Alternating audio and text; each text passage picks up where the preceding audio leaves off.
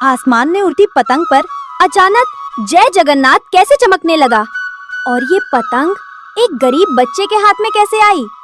जानने के लिए सुनिए भगवान जगन्नाथ की एक ऐसी लीला। पूरी नगरी में मकर संक्रांति का दिन था।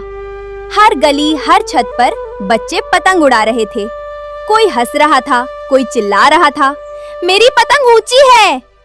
लेकिन इन्हीं आवाजों के बीच मंदिर के सिंह द्वार के पास एक छोटा सा बच्चा चुपचाप खड़ा था। न हाथ में पतंग, न आंखों में शरारत, बस नजरें सीधे भगवान जगन्नाथ पर टिकी हुई।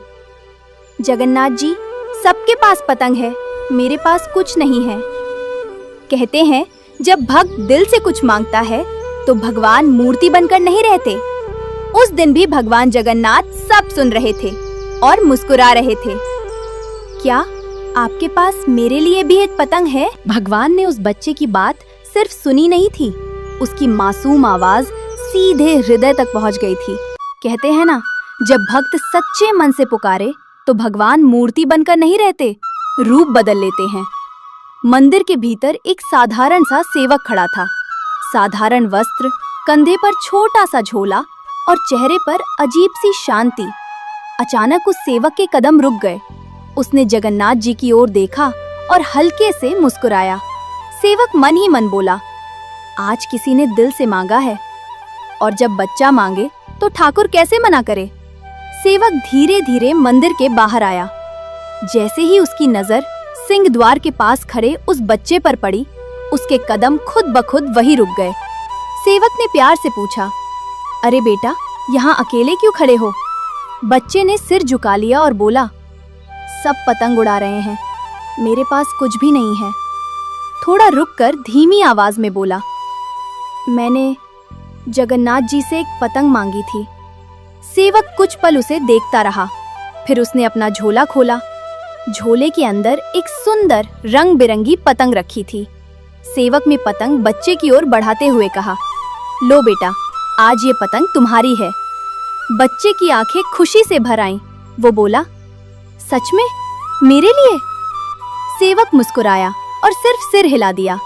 उस मुस्कान में ऐसा अपनापन था जैसे कोई पिता अपने बच्चे को गले से लगा रहा हो। बच्चे ने कांपते हाथों से पतंग को पकड़ा, जैसे उसे डर हो कहीं ये सपना टूट न जाए।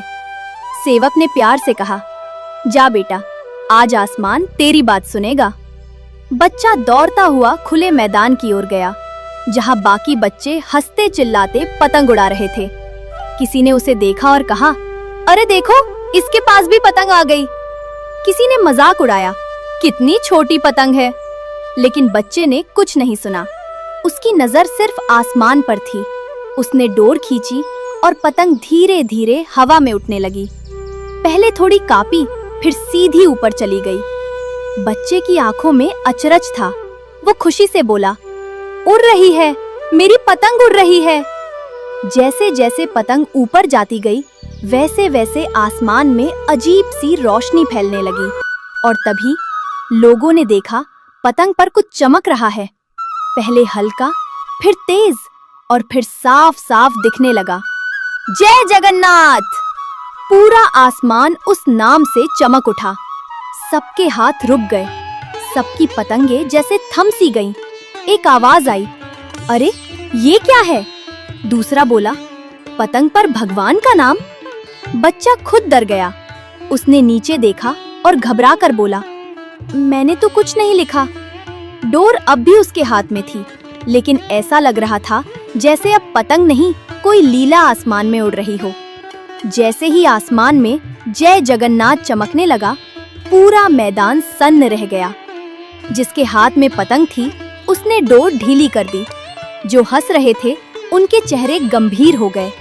एक बूढ़ी माँ बोली, अरे राम, ये तो चमत्कार है। कोई बोला, भगवान का नाम पतंग पर कैसे आ गया? किसी ने कहा, ये साधारण बच्चा नहीं है। बच्चा डर के मारे डोर छोड़ने ही वाला था। उसकी आंखों में आंसू भर आए। वो बुदबुदाया, मुझसे कुछ गलती तो नहीं हो गई ना? उसी समय वो सेवक भीड़ के किनारे खड़ा था। वही साधारण वस्त्र, वही शांत चेहरा। सेवक ने धीमी आवाज में कहा, डरो मत बेटा, जिसका नाम आसमान में लिखा है वो तुम्हारा रक्षक भी है। बच्चे ने पीछे मुड़कर देखा। वो सेवक उसे देखकर मुस्कुरा रहा था। बच्चा बोला, आपने दी थी ना मुझे ये पतंग।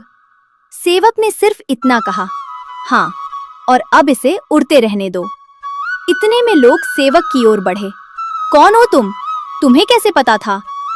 लेकिन सेवक धीरे धीरे भीड़ में गुम होने लगा। किसी ने उसे रोका नहीं, किसी ने ठीक से देखा भी नहीं, और अगले ही पल वो सेवक वहां था ही नहीं। बच्चा घबरा कर बोला, वो कहाँ गए? लेकिन जवाब किसी के पास नहीं था। आसमान में पतंग अब भी झिलमिला रही थी और मंदिर की ओर सबकी नजरें अपने आप उठने लगीं। आसमान की ओर सबकी नजरें थीं, लेकिन कदम अपने आप मंदिर की ओर उठने लगे। लोग आपस में धीरे धीरे कहने लगे, चलो महाप्रभु का दर्शन कर लें, आज कुछ असाधारण हुआ है। बच्चा भी डोर थामे हुए भीड़ के साथ मंदिर की ओर चल पड़ा। उसके चेहरे पर डर भी था और आश्चर्य भी। जैसे ही मंदिर के भीतर दर्शन का समय आया, लोगों ने देखा जगन्नाथ जी आज कुछ अलग ही लग रहे थे। उनकी आंखों में अजीब सी चमक थी, जैसे वो मुस्कुरा रहे हों। एक पुजारी आपस में बोला, आज महाप्रभु बहुत प्रसन्न लग रहे हैं। दूसरा बोला, ऐसा लगता है किसी बच्चे की इच्छा पूरी हुई है। उसी समय बच्चा भीड़ के बीच से आगे आया। उसकी नजर सीधे जगन्नाथ जी पर पड़ी। मंदिर में भीड़ थम सी गई थी। सबकी नजरें कभी आसमान की पतंग पर तो कभी जगन्नाथ जी पर थीं। लेकिन बच्चे की नजर सिर्फ एक जगह थी। वो डोर छोड़कर दोनों हाथ जोड़कर खड़ा हो गया। उसने धीरे से कहा, जगन्नाथ जी, मुझे पतंग नहीं चाहिए थी, मुझे बस आपकी याद चाहिए थी। उसकी आवाज कांप रही थी। वो बोला, मेरे घर में कुछ नहीं है, लेकिन आज सब लोग मुझे देख रहे हैं। मुझे डर लग रहा है। मंदिर के भीतर एक अजीब सी शांति फैल गई, जैसे हर दिल उस बच्चे की बात सुन रहा हो। उसी क्षण एक पुजारी अचानक बोल उठा, देखो महाप्रभु की आंखें। सबने देखा। जगन्नाथ जी के नेत्रों की चमक और गहरी हो गई थी, जैसे वो कह रहे हों, डरो मत। बच्चे ने मन ही मन कहा, अगर आप मेरे साथ हैं तो मैं अकेला नहीं हूं। और उसी पल पतंग ने आसमान में एक पूरा चक्कर लगाया। लोग बोले, ये तो आशीर्वाद है। बच्चे के चेहरे पर डर की जगह अब शांति थी।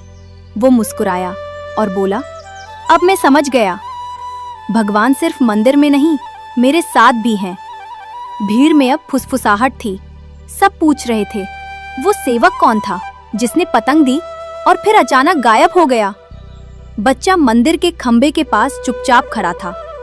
उसकी आंखें भीड़ को नहीं, किसी और को ढूंढ रही थी। वो बुदबुदाया, आप कहाँ गए? उसी समय एक बूढ़ा पंडा धीरे धीरे बच्चे के पास आया।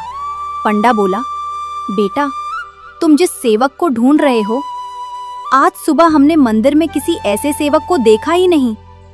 बच्चा चौंक गया। वो बोला, लेकिन वो तो अभी यहीं थे। पंडा ने जगन्नाथ जी की ओर इशारा किया और बोला, जिसके नाम से आसमान चमक रहा है, वही आज तुम्हारे साथ खेल रहा था। बच्चे की सांस थम सी गई। उसकी आंखें भर आईं। उसने धीरे से कहा, तो वो आप थे? जगन्नाथ जी की मुस्कान और गहरी हो गई। बच्चा भूमि पर बैठ गया। उसने माथा जमीन से लगा दिया। वो बोला, आपने मुझ गरीब को कभी अकेला नहीं समझा। आप मेरे साथ खेलने आ गए। भीड़ में किसी ने कहा, आज भगवान बच्चे बन गए थे। किसी ने कहा, आज भगवान भक्त के घर आए। बच्चे ने आसमान की ओर देखा। पतंग अब भी उड़ रही थी, लेकिन अब वो सिर्फ पतंग नहीं थी, वो भगवान की मुस्कान थी। अब वो मैदान पहले जैसा नहीं रहा। जहां कुछ देर पहले हंसी और मजाक था, अब वहां नम आंखें थीं। लोग बच्चे के पास आने लगे। कोई बोला, बेटा, आज तू अकेला नहीं है। एक महिला ने उसके सिर पर हाथ रखा। किसी ने उसके हाथ में नई डोर थमा दी। किसी ने कहा, आज से ये बेटा हम सबका है। बच्चा घबरा गया। उसने कहा, मुझे कुछ नहीं चाहिए, मुझे बस जगन्नाथ जी चाहिए। ये सुनकर लोगों के दिल और पिघल गए। एक व्यापारी बोला, आज से ये बच्चा मंदिर के प्रसाद में पहला हक रखेगा। दूसरा बोला, इसकी पढ़ाई मैं कराऊंगा। किसी ने कहा, इसके घर का ध्यान मैं रखूंगा। बच्चा सब सुन रहा था, लेकिन उसकी नजर बार बार जगन्नाथ जी की ओर जा रही थी। वो मन ही मन बोला, आपने सब बदल दिया, मेरे लिए नहीं, सबके लिए। मंदिर के सामने अब पतंग धीरे धीरे नीचे उतर रही थी, लेकिन उसके साथ कुछ और भी उतर रहा था, लोगों के दिलों में करुणा। और उसी पल बच्चे को समझ आया, भगवान सिर्फ चमत्कार नहीं करते, वो इंसानों को इंसान बनाते हैं। पतंग अब धीरे धीरे नीचे आ रही थी, लेकिन लोगों की नजर में वो अब सिर्फ कागज की पतंग नहीं थी, वो एक संदेश बन चुकी थी। बच्चे ने डोर थामे हुए आसमान की ओर देखा। उसने मन ही मन कहा, आप दूर मत जाना।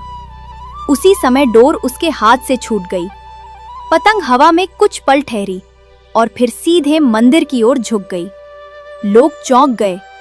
पतंग सीधे मंदिर के शिखर के पास आकर रुक गई और उस पर लिखा, जय जगन्नाथ धीरे धीरे मंद पड़ने लगा। जैसे भगवान कह रहे हों, अब तुम समझ गए हो। बच्चे की आंखों से आंसू बहने लगे। वो बोला, आपने मुझे सब कुछ दे दिया, अब मैं कभी अकेला नहीं रहूंगा। एक बुजुर्ग बोला, भगवान हमसे कुछ लेते नहीं, वो हमें योग्य बनाते हैं। पतंग हवा में गायब हो गई, लेकिन जो रह गया वो था विश्वास। और वो विश्वास अब सिर्फ उस बच्चे का नहीं था, वो पूरी का था। आप मेरे चैनल को सब्सक्राइब कर लो, तभी तो मैं आपको अच्छी वीडियो ला पाऊंगी।